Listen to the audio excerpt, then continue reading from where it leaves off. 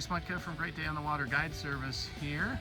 It is early June. My son Parker and I are out on a Twin Cities area lake. Our first cast each, we have a double. There's Parker's. Go ahead and put that nice bluegill back, and then I'll have you grab the camera and show mine. Almost brothers here. We are looking for bedding sunfish. Bluegill here too. We will go through baits and rods and reels and line. Right now we are searching, found them pretty quick, but we're pitching search baits. I call them a jig spinner, but just a 16th ounce VMC Moon Eye jig, a little paddle, 2-inch Berkeley power bait paddle tail. This happens to be a ripple shad, it's called, and then a little safety pin style jig spinner on there. We'll go through other equipment as we go through the day, but first two casts, two beautiful bull bluegills. And Parker's next cast, you got a nice pumpkin seed. This lake we're on has pumpkin seeds, bluegills, and then pumpkin seed bluegill hybrids. So he's using that same jig spinner in orange and chartreuse. I'm using it minnow. Nice fish, buddy. You can see we're close to shore. We're catching these fish in about 3 feet of water. They are up on soft bottom, or kind of semi-soft to firm bottom, making beds. So I'll go through that a little bit more later, but we'll get some more fish. All right, and I mentioned we have pumpkin seeds, bluegills, and hybrids. I think we have a hybrid here, don't we? Hard to tell. It might just be a pumpkin seed. It's a different looking pumpkin seed, but it might be a hybrid. But that's 3 casts, 3 fish for Parker. I'm gonna try to get a cast in here and see if I can get another one. Nice job, buddy. We do not need any fish today.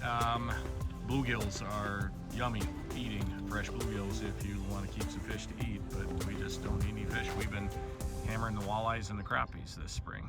Hey, I was able to get my second cast out. Got my second one. Not quite as big a bluegill, but still a nice one. You can see here they're getting their beautiful bedding colors in. You can also see they're starting to get a little dirty on the bottom here. That's from rubbing out and making nests that we'll talk about later. It's another nice male bluegill.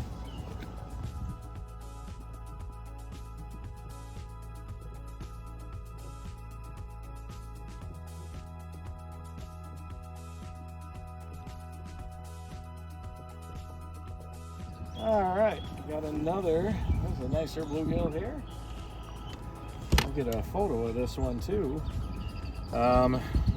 We'll maybe try, you can go, once you find them with this, we've noticed in this lake, they like to chase these down. Sometimes when you find sunnies on the beds, they don't want to chase baits. They want something dangling on them, so then you can go with a jig and a soft plastic under a slip float. We might try that too, but they love hammering these things on this lake. We'll get a photo of him and get him back. Hey! Ooh, this is what we're looking for here. There is a granddaddy bluegill.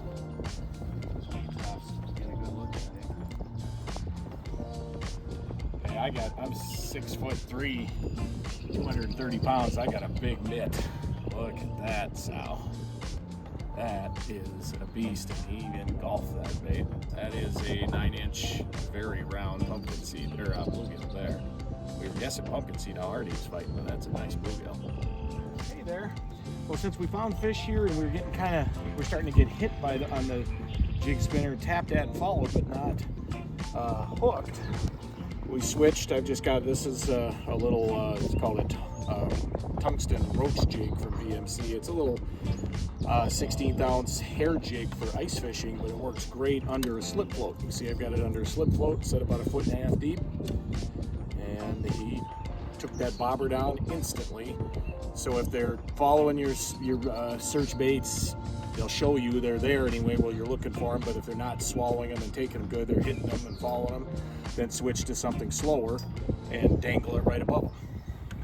Hey there, threw right back out. Got a bigger, nicer one here. That's a nice solid 8-incher there. Again on that orange and chartreuse and white tungsten roach jig from VMC. Tony Roach designed it.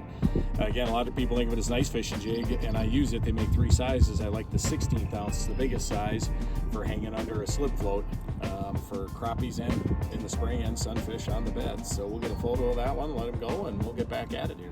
All right, and we just talked about slowing down a little. Parker switched to a little tiny jerk bait. That's a little 1 3/4 X-Wrap. I'm gonna zoom in on that. 1 3/4 X-Wrap, just in kind of a white pearl middle color. Oh. And he's throwing that out and just reels it down a little, gives it a twitch, pauses it, gives it another twitch, pauses it, and just works it back to the boat until he comes across beds, and that gives him a chance to come up and hit that thing while it's sitting still. Did he hit it on the pause? Yeah. All right, good one, buddy. All right, got another nice big bluegill here to grab that little hair jig underneath the slip bobber. Not quite big enough to lift. Beautiful bluegill. Get him back to, they're just getting started making their beds or their nests, so we'll get him back to make his nest here. And then the females, they're splashing around out here over the weeds, all the small females staging up. They're going to come in.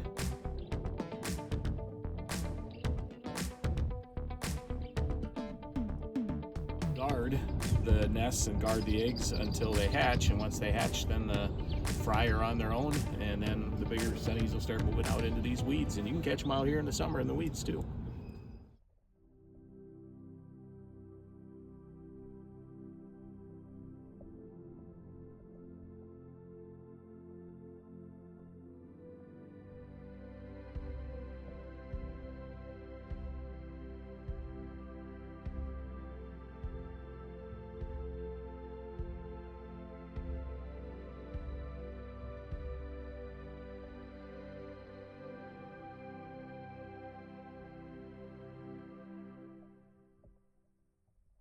All right, Parker just brought in another beauty.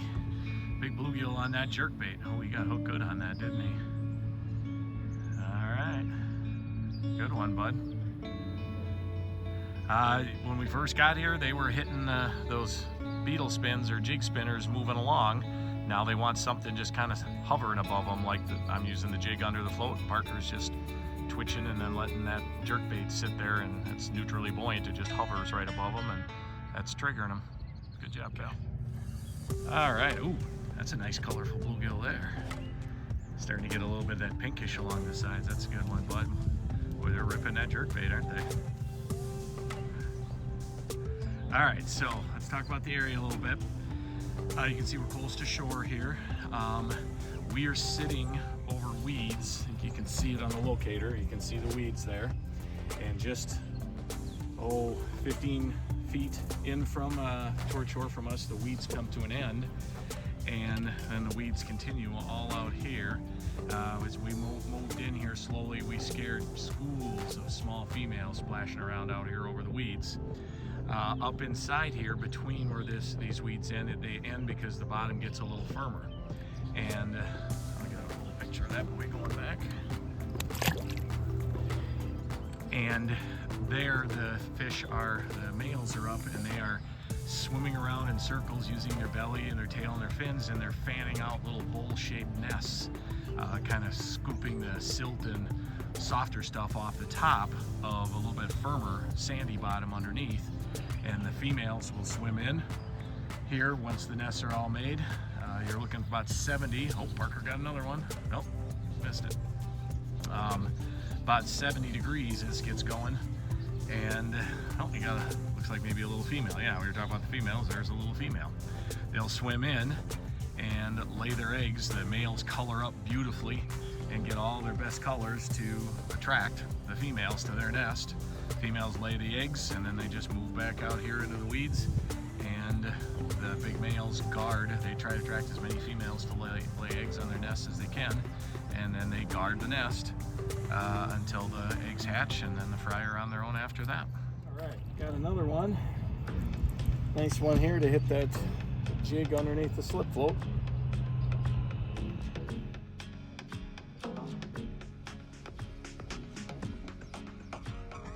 All right, there's a nice round, chunky one there, hitting that jig under the slip float again. That's 8.5 incher. Beautiful male. Get a photo of that one.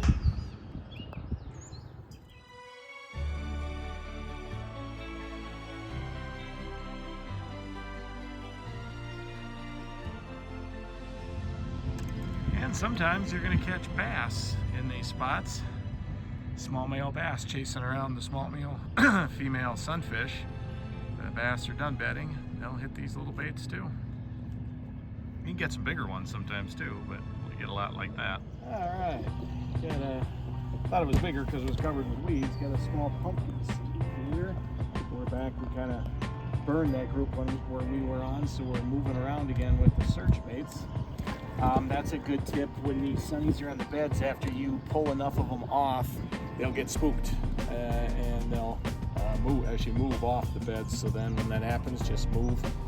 Usually you'll find quite a few groups of them in an area and then kind of mark where you have them, so you've got kind of a milk run. We fish this spot, it slows, we move up, fish this spot, and then eventually you can come back through and they'll move back in and they'll be ready to chase your baits down again. And Parker got a little pumpkin seed and a bunch of weeds. Okay, and again we're back moving, looking for some more spots here with the search baits.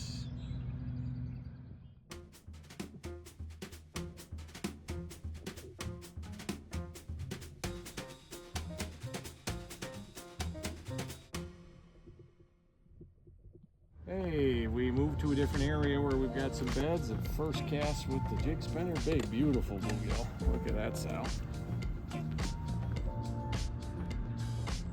All right. I might as well talk about it here. We talked about the baits. We are using St. Croix Panfish series ultralight rods.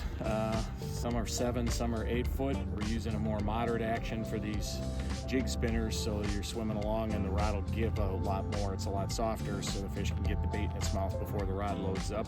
And then we're using, so that would be like a moderate fast action, and then we're using a fast action on the ones with the slip bobbers, because then you need to take up slack and get a good hook set with a bobber out there. So on these, we've got, on the St. Croix rods, we got Fluger President ultralight spinning reels. We have 4-pound test Berkeley Fireline Crystal from the main line. That's tied to a little barrel swivel, and then from the barrel swivel we have this is an 8-pound test Berkeley Vanish fluorocarbon. The fluorocarbon leader just for stealth and more abrasion resistance, and it's a little stiffer so it doesn't tangle as much on the cast with these light baits. All right, Parker just brought up a nice bluebill there on the search bait. He's using that orange and chartreuse ripple shad on the 16th ounce VMC jig with a small jig spinner. Nice fish. All right, got a beautiful bull here. You can probably see it's starting to rain on us a little bit. Well, we're watching the radar here. That might. Well, the rain cut our day short a little bit. We're back in the garage here drying stuff out and drying stuff off, but had a great day fishing sunfish on the beds mid-June. On a West Twin Cities metro area lake. It is that time right now when that water temp gets into the 70s. Bass should be done bedding. Sunfish will move up some of the same areas, those kind of semi-firm bottom areas without weeds, usually close to shore, a lot of times inside the weed edge, in front of pencil reeds. Pencil reeds grow in that kind of bottom, so out in front of those. So look for those kind of spots. Pitch that little jig spinner to kind of search for fish if you're not sure where to find them. Spots where you found them in the past, they're going to probably be there again when you get on fish, if they'll keep hitting those search baits. If not, slow down with the jig and soft plastic underneath the slip bobber, or that little jerk bait, that little X-wrap that you can just kind of hover over the beds, and you should be able to have a blast. Keep a fresh meal of fish. We didn't keep any today because we got plenty of fish, but be careful not to over-harvest, especially those big male sunfish. We need them guarding those nests, fertilizing the eggs, and making sure that the fry hatch. For Parker Smutka, this is Troy Smutka, Great Day on the Water Guide Service. Thanks for watching this episode. We hope to see you at our next one. Until then, good luck, and I will see you out there somewhere.